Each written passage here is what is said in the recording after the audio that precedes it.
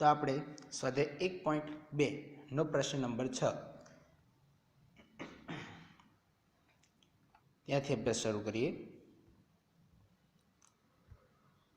સમજાવો કે 7 ગુણ્યા 11 ગુણ્યા 13 વત્તા 13 અને 7 ગુણ્યા 6 ગુણ્યા 5 ગુણ્યા 4 ગુણ્યા 3 ગુણ્યા 2 ગુણ્યા 1 વત્તા 5 એ શા માટે વિભાજ્ય સંખ્યાઓ છે।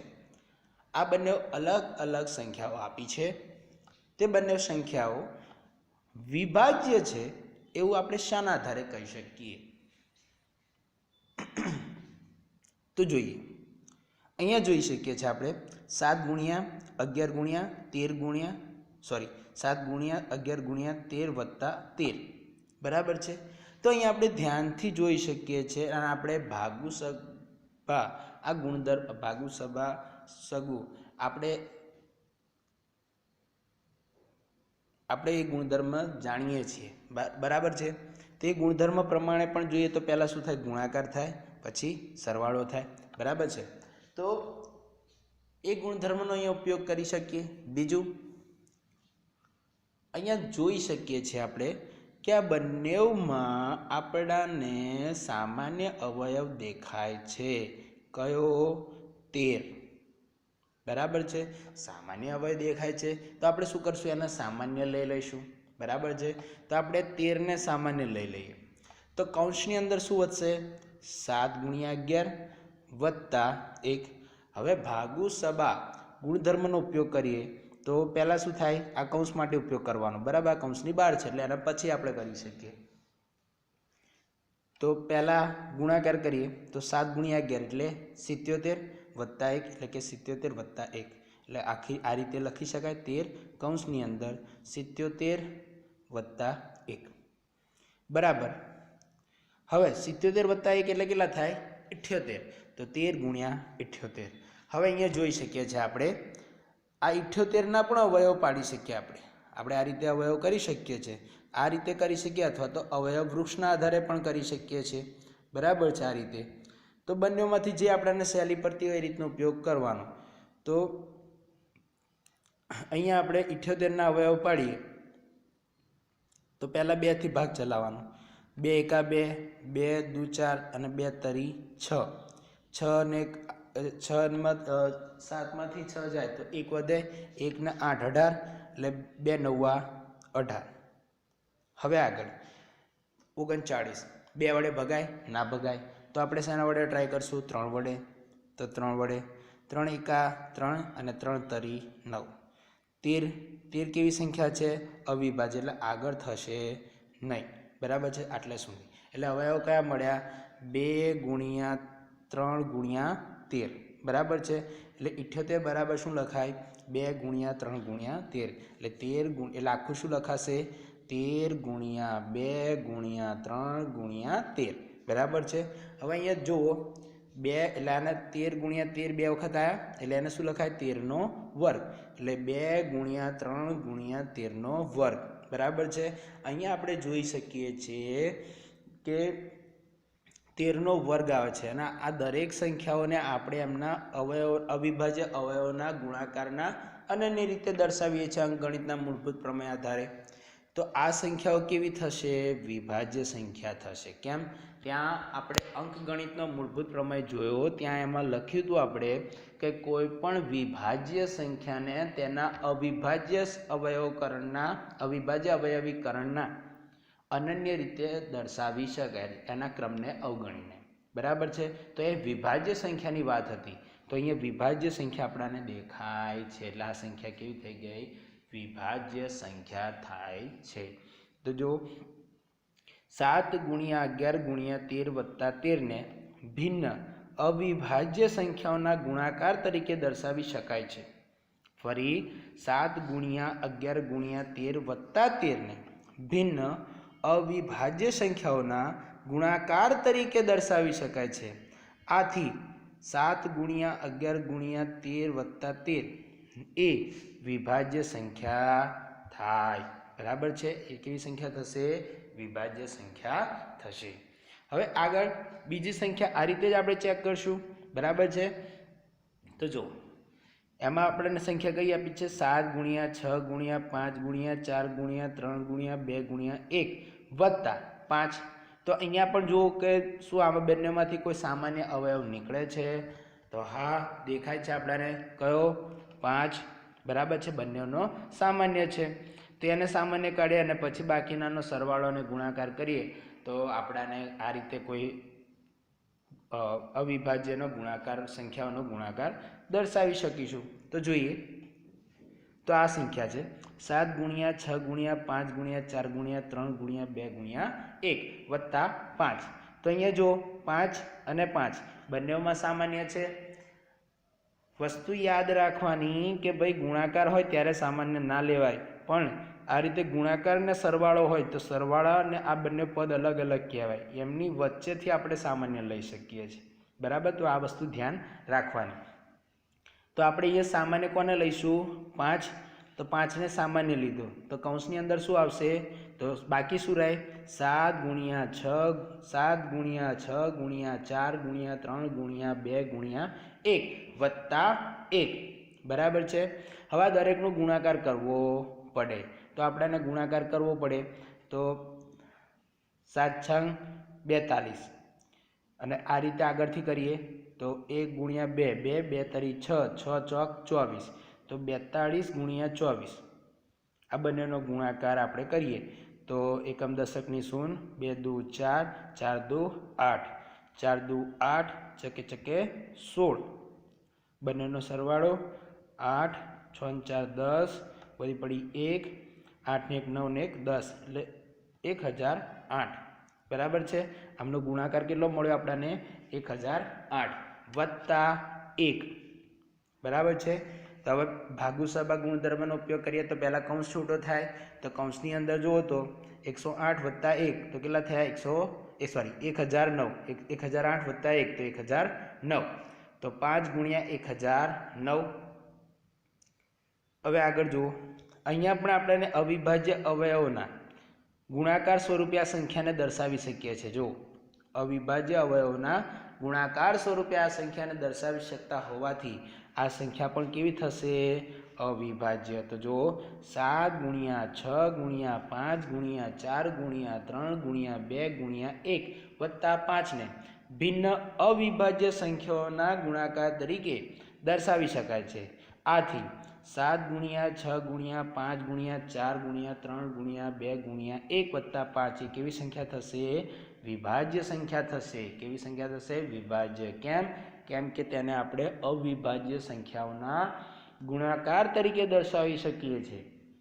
અને જે સંખ્યાઓને આપણે અવિભાજ્યના ગુણાકાર સ્વરૂપે દર્શાવી શકીએ તે સંખ્યાઓ કેવી હશે? વિભાજ્ય સંખ્યાઓ જ થાય. બરાબર છે. એટલે હંમેશા યાદ રાખવાનું કે અવિભાજ્ય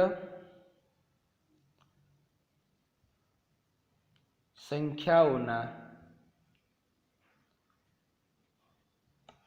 ગુણાકાર સ્વરૂપે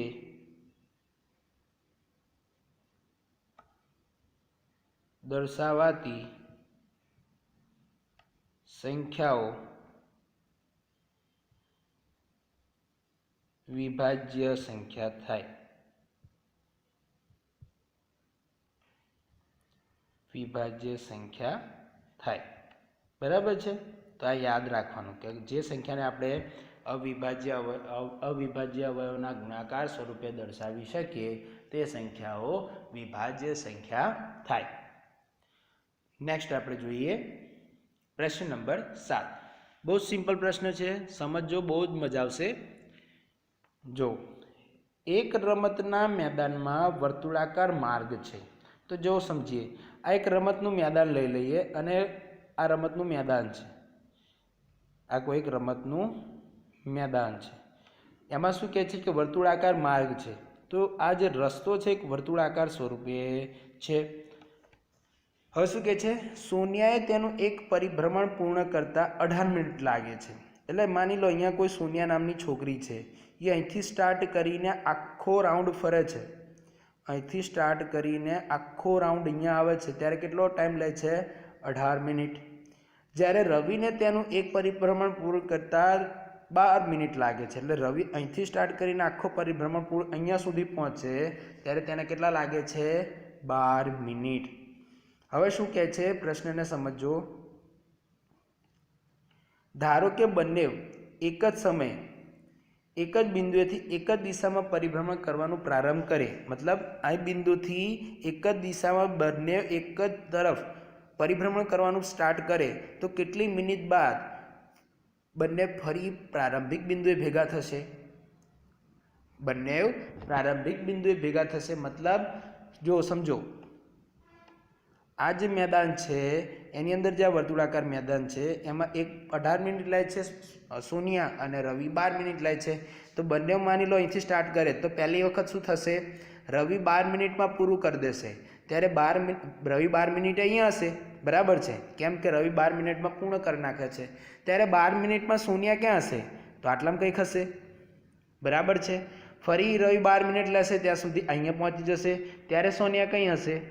માની લો અહીંયા કંઈક હશે, બરાબર છે. એટલે 12 ને 12 24 થઈ. ફરી બીજી 12 મિનિટ લેશે ત્યારે રવિ અહીંયા આવી જશે. ત્યારે સોનિયા અહીંયા કંઈક હશે. એટલે પાછી 12 24 ને બીજી 12 એટલે મૂકો એટલે પાછી કેટલા થઈ ગયા? 36 મિનિટ. એવી જ રીતે ફરી જ્યારે રવિ આખું પરિભ્રમણ કરશે ત્યારે શું થશે? બંને કોઈક જગ્યાએ સાથે ભેગા થશે. તો આવું જ્યારે થાય ત્યારે શું કરવાનું? ત્યારે એ મોટામાં મોટો એ બંને સંખ્યાનો અવયવ હોય, મોટામાં મોટો એ સંખ્યાનો અવયવીકરણ હોય, બરાબર. માટે એ બંનેનો શું થાય? લસા કહેવાય. મોટામાં મોટી ઘાત જે આપણે જોઈ ગયા ને નાના ધોરણમાં, આપણે આની વ્યાખ્યા જોઈ હતી લસાની, કે લસા એટલે કે તે બંને જેટલી સંખ્યા હોય તે સંખ્યાઓનો મોટામાં મોટો સામાન્ય અવયવી, બરાબર છે, મોટામાં મોટો સામાન્ય અવયવી. તો આ લસાની વાત હતી. તો આ પણ શું થશે? એ બંનેનો મોટામાં મોટો સામાન્ય અવયવી. તો જોઈએ, એટલે અહીંયા આપણે શું લેવો પડશે? આ બંનેના મિનિટનો લસા. શું લેવો પડશે? લસા લેવો પડશે. તો જો સોનિયાને અને રવિને એક પરિભ્રમણ પૂર્ણ કરતા લાગતો સમય, તો સોનિયા કેટલો લે છે? 18 મિનિટ અને રવિ કેટલો લે છે? 12 મિનિટ. એ તેમનાથી લાગતા સમયનો લસા જ થાય. જ્યારે બંને એક પરિભ્રમણ પૂર્ણ કરે છે એ બંને જ્યારે પાછા ભેગા થવા જોઈએ પ્રારંભિક બિંદુએ ત્યારે જે સમય લાગે ત્યારે કેટલો સમય લેશે? તો કે બંનેના લસા જેટલો, બરાબર છે. તો લસા માટે આપણને શું ખ્યાલ હોવો જોઈએ? તો લસા માટે આપણે 12 અને 18નો શું ખ્યાલ હોવો જોઈએ? અવયવ. તો આપણે પહેલાં બંનેના અવયવ કરીએ. 12 એટલે 2 ગુણ્યા 2 ગુણ્યા 3 એટલે કેટલા થઈ ગયા? 2 ની 2 ઘાત અને ગુણ્યા 3. 18 એટલે 2 ગુણ્યા 3 ગુણ્યા 3 એટલે શું લખાય? 2 ગુણ્યા 3 ની 2 ઘાત. હવે આપણને ખબર છે, આપણે અત્યારે મોટા ધોરણમાં આપણે ડેફિનેશન આગળ વ્યાખ્યા જોઈ ગયા લસાની, કે જેટલા પણ અવયવ હોય એમની મોટામાં મોટી ઘાતના ગુણાકારોને. તો અહીંયા જો મોટામાં મોટી ઘાત કેટલી છે? 2 ની 2 ઘાત અને 3 ની મોટામાં મોટી ઘાત કેટલી છે? 2. તે બંનેનો શું ગુણાકાર? એ એમનું શું કહેવાય? લસા. તો જોઈએ, લસા 12 અને 18નો 2 ની 2 ઘાત અને 3 ની 2 ઘાત કેટલા થયા? 36. તો 36 મિનિટે સોનિયા અને રવિ એ જે પ્રારંભિક બિંદુથી સ્ટાર્ટ કર્યું હતું ને, અહીંથી સ્ટાર્ટ કરીને જે આ ચક્ર પૂર્ણ કરતા હતા, તો જ્યારે 1 મિનિટ જ્યારે સ્ટાર્ટિંગ કરશે ત્યારે ફરી ભેગા ક્યારે થશે? ત્યારે 36 મિનિટ બાદ એ બંને અહીંયા પ્રારંભિક બિંદુ આગળ ભેગા થશે, બરાબર છે. આથી જો સોનિયા અને રવિ એક જ સમયે એક જ બિંદુએથી એક જ દિશામાં પરિભ્રમણ કરવાનું પ્રારંભ કરે, જો સોનિયા અને રવિ એક જ સમયે એક જ બિંદુએથી એક જ દિશામાં પરિભ્રમણ કરવાનું પ્રારંભ કરે તો 36 મિનિટ બાદ ફરી બંને પ્રારંભિક બિંદુ પર ભેગા થાય, બરાબર છે. તો બહુ સિમ્પલ ક્વેશ્ચન છે અને આ પ્રશ્ન પૂછાય એવા છે, તો આ થોડુંક ધ્યાનમાં રાખવા, બરાબર છે. હવે આપણે અસમય સંખ્યાની વાત કરીએ. અસમય સંખ્યાઓ આપણે 9મા ધોરણમાં તો ભણી ગયા છે. એમાં આપણે શું જોયું હતું કે જે સંખ્યાઓ સમય ન હોય તે સંખ્યા કેવી કહેવાય? અસમય સંખ્યા, બરાબર છે. એના માટે સમય સંખ્યા ખ્યાલ હોવી જોઈએ. સમય સંખ્યા એટલે કેવી સંખ્યા કે જે સંખ્યાને p/q સ્વરૂપમાં દર્શાવી શકાય. તે સંખ્યાને આપણે કેવી કહેતા હતા? સમય સંખ્યા. મતલબ અસમય સંખ્યા એટલે શું? કે જે સંખ્યાને આપણે p ભાગ્યા q સ્વરૂપમાં દર્શાવી ના શકીએ, જે સંખ્યાને p ભાગ્યા q સ્વરૂપમાં દર્શાવી ના શકાય. અને બીજું પણ આપણે જોયું હતું કે જે સંખ્યા અનંત અનાવૃત હોય, જે સંખ્યા અનંત અનાવૃત હોય તેવી સંખ્યાને પણ આપણે કેવી સંખ્યા કહેતા હતા? અસમય સંખ્યા. બરાબર છે. તો અહીંયા એક વ્યાખ્યા આપી છે, પણ જોઈ લઈએ કે જે સંખ્યાને પૂર્ણાંક p તથા શૂન્યેતર પૂર્ણાંક q માટે p ભાગ્યા q સ્વરૂપમાં લખી ન શકાય તે સંખ્યા s ને અસમય સંખ્યા કહેવાય. અહીં શું કીધું છે? સ્વરૂપમાં લખી ન શકાય, એટલે એવું લખી જ ના શકીએ. જો લખી શકતા હોય તો એ શું થઈ જાય? સમય થઈ જાય. પણ એ લખી શકવાની ના પાડી છે. ફરી, જે સંખ્યાને પૂર્ણાંક p અને શૂન્યેતર પૂર્ણાંક q માટે p ભાગ્યા q સ્વરૂપમાં લખી ન શકાય તે સંખ્યાને s ને અસમય સંખ્યા કહેવાય. દાખલા તરીકે વર્ગમૂળમાં 2, વર્ગમૂળમાં 3, વર્ગમૂળમાં 7, પાઈ 0.1010010001000 અનંત સુધી. બરાબર છે. તો આવી જે સંખ્યાઓ છે, આ બધી સંખ્યાઓ એ કેવી છે? અસમય સંખ્યાઓ છે. બરાબર છે. આ બધી જે સંખ્યાઓ છે કેવી છે? અસમય સંખ્યાઓ. એમને આપણે p ભાગ્યા q સ્વરૂપમાં લખી શકીએ નહીં. અને બીજી પણ આપણે કહી શકીએ કે જે સંખ્યાઓ પાછી કેવી? અનંત અનાવૃત. એવું આપણે 9મા ધોરણમાં જોઈ ગયા. અનંત અનાવૃત મતલબ અનંત આવૃત હોય તો એનો જે પાછળનો અંક છે શું થશે? રિપીટ થશે. અથવા 2 હોય તો 2, 1 હોય તો 1, 4 હોય તો 4. એ શું થાય? રિપીટ થાય. પણ જ્યારે અનંત અનાવૃત હોય ત્યારે એમના અંકો રિપીટ થાય નહીં. જુઓ અહીંયા જુઓ, તમે જોઈ શકો છો 1 પછી 0, પાછું 1 પછી 0 તો આવવો જોઈએ, પછી 1 0 1 0 1 0 એ રીતે સળંગ જવું જોઈએ. પણ અહીં શું થાય છે? 1 પછી 1 0, 1 પછી 2 0, 1 પછી 3 0, 1 પછી 4 0, 1 પછી 5 0. એટલે સંખ્યા પુનરાવર્તન પામતી નથી. તેથી આ અસમય સંખ્યા છે. બરાબર છે. એટલે કે અનંત અનાવૃત કહેવાય. ઓકે. હવે આપણે આગળ જોઈએ, એમના થોડાક નોટ્સ જોઈ લઈએ. જો p અવિભાજ્ય સંખ્યા હોય તો વર્ગમૂળમાં p એ અસમય સંખ્યા થાય. કેવી રીતે? તો સમજીએ.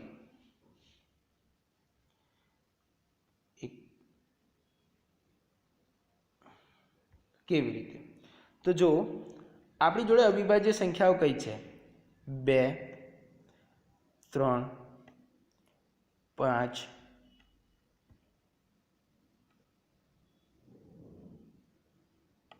7.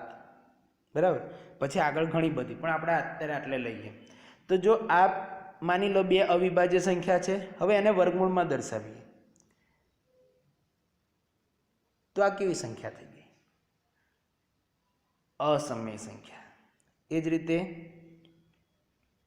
વર્ગમૂળમાં 3, તો આ પણ કેવી સંખ્યા થઈ ગઈ? અસમય સંખ્યા. એ જ રીતે 5, આ પણ કેવી સંખ્યા થઈ ગઈ? અસમય સંખ્યા. એ જ રીતે 7, એ પણ કેવી થઈ ગઈ? અસમય સંખ્યા. પણ આની જગ્યાએ જો 4 હોત ને આપણે દર્શાવતા હોત તો 4નું વર્ગમૂળમાં દર્શાવે તો 4ના વર્ગમૂળ બરાબર શું લખાય? 2. એટલે અસમય થાય ના. એ કેવી કહેવાશે? સમય કહેવાશે. એટલે આ તો એમ પણ વિભાજ્ય સંખ્યા છે, અવિભાજ્ય સંખ્યા નથી. અને ચોખ્ખું લખ્યું છે કે p અવિભાજ્ય સંખ્યા હોય તો વર્ગમૂળમાં p એ કેવું થશે? અસમય સંખ્યા. એટલે કોઈ પણ જે અવિભાજ્ય સંખ્યા હોય એને તમે વર્ગમૂળમાં દર્શાવો તો એ કેવી થશે? અસમય સંખ્યા જ થાય. બરાબર છે. બીજી નોટ શું કહે છે? જો કોઈ અવિભાજ્ય સંખ્યા p એ સ્ક્વેરનો અવયવ હોય તો તે એનો પણ અવયવ હોય જ. આ કઈ રીતે? તો સમજીએ. માની લો 27. 27 ને આપણે દર્શાવવું હોય તો 3 ગુણ્યા 3 ગુણ્યા 3 ગુણ્યા 3 આ રીતે દર્શાવી શકીએ. સોરી, એક જ. હા, આ રીતે દર્શાવી શકીએ. 3 તરી 9, 9 તરી 27. હવે આ કોનો વર્ગ છે? આ 3નો ઘન છે.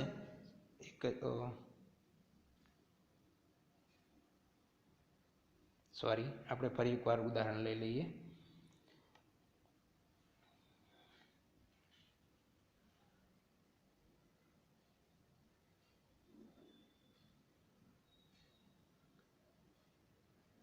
બસો 56 લઈ લઈએ. તો 256 લઈએ તો શું થશે? 4 ગુણ્યા 4 ગુણ્યા 4 ગુણ્યા 4 આવું કંઈક થશે. બરાબર છે. તો આમની બધી જે સંખ્યાઓ છે, બધી સંખ્યાઓમાંથી કોઈ એક અવયવ હશે કે જે સંખ્યાઓ આપણને એનો પણ અવયવ થશે. એટલે કે પી હશે, જો એ સ્ક્વેરનો અવયવ થાય તો એ હંમેશા પીનો પણ અવયવ થાય છે. તો પણ થોડુંક ઉદાહરણથી સમજવું હોય તો જો 9 લઈએ અને કોઈ પી એ બરાબર આપણે લઈ લઈએ 9, એ બરાબર લઈ લઈએ આપણે 9 કે એ સ્ક્વેર બરાબર લઈ લઈએ 9. બરાબર છે. અને પી બરાબર લઈ લઈએ 3. હવે જો એ બરાબર શું થાય તો 3, તો પીનો અવયવ થઈ ગયો કે નહીં? બરાબર છે. એટલે પી એ વડે ભાગાય. બરાબર છે. તો એવી જ વાત છે અહીંયા. જો કોઈ અવિભાજ્ય સંખ્યા પી એ સ્ક્વેરનો અવયવ હોય તો તે એનો પણ અવયવ થાય છે. અને આ પ્રમેય છે 1.3 જે આગળ આપણે અભ્યાસ કરવાનો જ છે. બરાબર છે. પછી આગળ જોઈએ, જો એ સમય સંખ્યા હોય તથા વર્ગમૂળમાં બી એ શૂન્યેતર સમય સંખ્યા હોય તો બંનેનો સરવાળો, બંનેની બાદબાકી, બંનેનો ગુણાકાર અને બંનેનો ભાગાકાર હંમેશા અસમય સંખ્યા જ મળે. હંમેશા સમય અને અસમય સંખ્યાનો જો આપણે જો સમય સંખ્યા અને શૂન્યેતર અસમય સંખ્યા, સમય સંખ્યા અને શૂન્યેતર અસમય સંખ્યાનો સરવાળો, બાદબાકી, ગુણાકાર અને ભાગાકાર જો આપણે કરીએ તો આપણને કેવી સંખ્યા મળશે? અસમય સંખ્યા જ મળે. બરાબર છે. આગળ જોઈએ આપણે પ્રમેય 1.3. પ્રમેય 1.3 વિધાન જે આગળ આપણે જે સમજ્યા ફરી સમજીએ. ધારો કે પી એ એક અવિભાજ્ય સંખ્યા છે. પી કેવી સંખ્યા છે? અવિભાજ્ય. હવે કઈ છે એ આપણને ખ્યાલ નહીં, પણ આપણને અવિભાજ્ય સંખ્યા છે એટલી ખ્યાલ છે. બરાબર છે. હવે શું કહે છે? ધન પૂર્ણાંક એ માટે, કોઈ ધન પૂર્ણાંક એ માટે એ સ્ક્વેર એ પી વડે વિભાજ્ય છે તો એ પણ પી વડે વિભાજ્ય થાય છે. આવું આપણે સાબિત કરવાનું છે કે જો એ સ્ક્વેર એ પી વડે વિભાજ્ય થાય, એટલે કે એ સ્ક્વેરને આપણે પી વડે ભાગી શકીતા હોય તો એને પણ આપણે પી વડે ભાગી શકીએ. અને પી કેવો હશે? અવિભાજ્ય. તો સમજીએ સાબિતી. ધારો કે એનું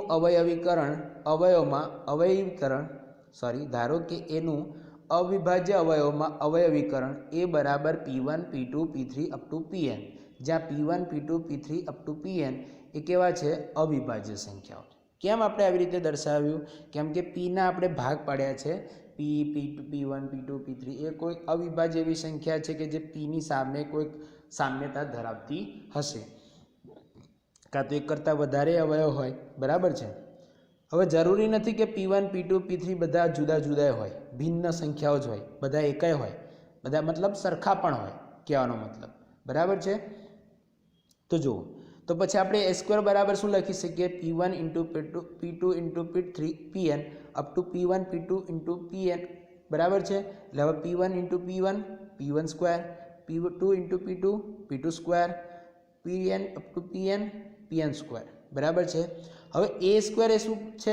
પી વડે વિભાજ્ય છે. આપણે એ સ્ક્વેરને પી વડે ભાગી શકતા હોય તો મતલબ આ પી સ્ક્વેર, P2 સ્ક્વેર, Pn સ્ક્વેરમાંથી કોઈ એક એવો અવયવ હશે કે જે પી હશે. કાં તો P1 બરાબર પી થાય, કાં તો P2 બરાબર પી થાય, કાં તો P3 બરાબર પી થાય, કાં તો Pn બરાબર પી થાય. બધામાંથી કોઈ એક અવયવ બરાબર કેવો થશે? પી થશે. માટે અંકગણિતના મૂળભૂત પ્રમેય પરથી પી એ સ્ક્વેરનો એક અવિભાજ્ય અવયવ હોય, અવિભાજ્ય અવયવ હોય.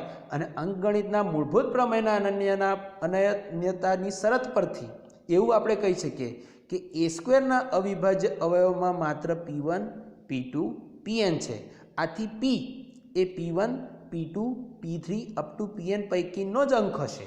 એટલે આ P1 P2 P3 up to Pn માંથી કોઈ એક એવો અવયવ હશે કે જે P હશે, એટલે કે એના બરાબર P થતો હશે. બરાબર છે. એટલે એ બરાબર P1 P2 Pn up to P3 Pn હોવાથી P એ એનો પણ અવયવ થાય કે જો આનો અવયવ P હોય તો આનો અવયવ પણ કોણ થાય? P. અને આનો અવયવ P થતો જ હોય તો પછી P વડે હંમેશા એ વિભાજ્ય થાય ને થાય. એટલે એ બરાબર એ Pથી કેવું હશે? વિભાજ્ય થાય. કેમ કે અવયવ થઈ ગયો, અને અવયવ હોય તો હંમેશા કેવો હશે? વિભાજ્ય થાય ને થાય જ. તો આ થઈ ગયો પ્રમેય 1.3. એ પણ આપણે યાદ રાખવાનો, કેમ કે આગળ આપણે જ્યારે વર્ગમૂળમાં 2, વર્ગમૂળમાં 3, વર્ગમૂળમાં 5, વર્ગમૂળમાં 7 આ દરેક અસમય સંખ્યા છે એવું સાબિત કરવાનું થશે ત્યારે આની જરૂર પડશે. તો આ પ્રમેયને પણ આપણે યાદ રાખવું પડશે કે કેવું છે આ પ્રમેય? કે ધારો કે P એક અવિભાજ્ય સંખ્યા હોય અને જો કોઈ ધન પૂર્ણાંક a માટે આપણે a સ્ક્વેરને P વડે ભાગી શકતા હોય, a સ્ક્વેર એ P વડે વિભાજ્ય હોય, તો એ પણ P વડે વિભાજ્ય થાય ને થાય જ. બરાબર છે. તો આપણે વિધાનની યાદ રાખવું પડશે. હવે નેક્સ્ટ વિડીયોમાં આપણે આગળ કન્ટિન્યુ કરીશું.